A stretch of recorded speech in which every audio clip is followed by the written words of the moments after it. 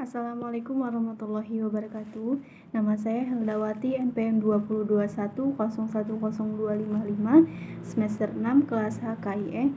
Di sini saya akan menjelaskan materi tentang objek dan kegunaan filsafat hukum Islam guna memenuhi tugas mata kuliah filsafat hukum Islam dengan dosen pengampu Hervinioki Pradikta MHI.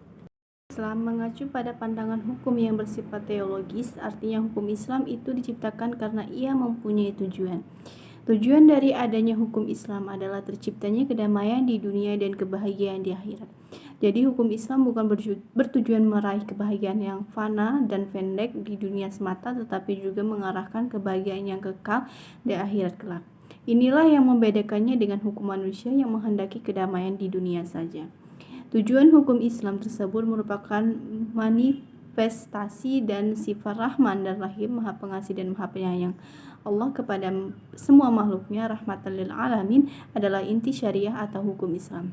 Keberadaan syariat tersebut dapat menegakkan perdamaian di muka bumi dengan peraturan masyarakat yang memberikan keadilan kepada semua orang.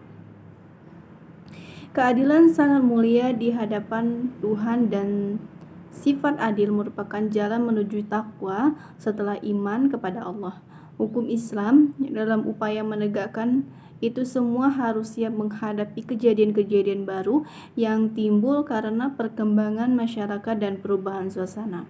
Oleh karena itu, pengkajian filsafat hukum Islam mutlak diperlukan.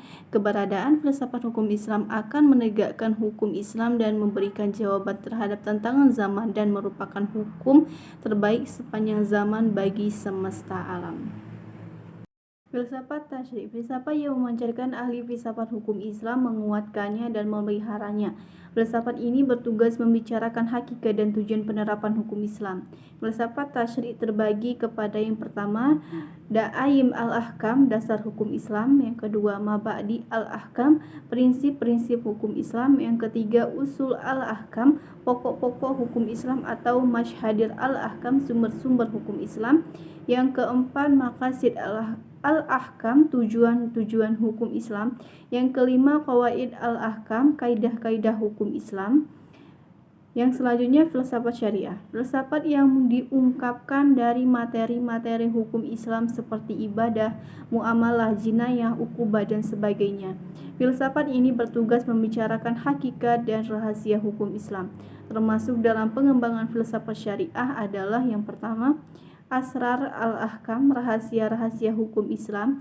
Yang kedua, Qasasha is al-Ahkam, ciri-ciri khas hukum Islam. Yang ketiga, Mahasin al-Ahkam, keutamaan-keutamaan hukum Islam.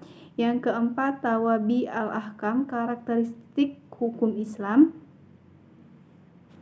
Sebagaimana dikemukakan sebelumnya, setidaknya ada 5 sistem hukum yang hidup dan berkembang di dunia, yaitu yang pertama, common law yang juga dikenal dengan Anglo-Saxon.